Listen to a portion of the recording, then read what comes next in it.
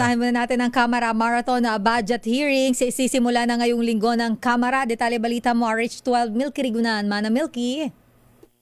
Sister El at Lakay, may pasok ngayon sa Kamara sa kabila ng anunsyo ng DILG Talaga? na walang pasok sa mga tanggapan ng gobyerno at mga paaralan sa National Capital Region dahil sa banta ng mga pag-ulan. Sa memorandum ni House Secretary General Reginald Velasco, may pasok ang mga tanggapan sa House of Representatives ngayong araw.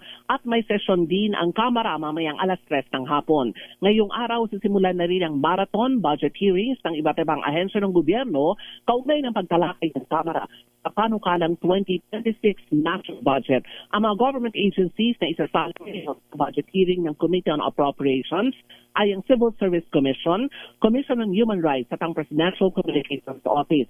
Una lang sinabi ni Nueva Ecija Representative Micaela Swansing, chairperson ng House Committee on Appropriations, Lunes hanggang Biyernes ang budget hearing ng Kamara para talakay ng iba't ibang panukalang budget ng mga government agencies. Ipatutupad na rin Lakay at Sister L ang pagdalo ng iba't ibang civil society organizations para saksihan ang mga budget deliberations na layuning ipakitang transparent ang gagawing pantalakay ng Kamara sa 2026 proposed national budget. Ako si Milky Rigunan nagulat para sa DZRH, una sa Pilipinas, una sa Pilipino. Maraming salamat, Manang Milky Rigunan.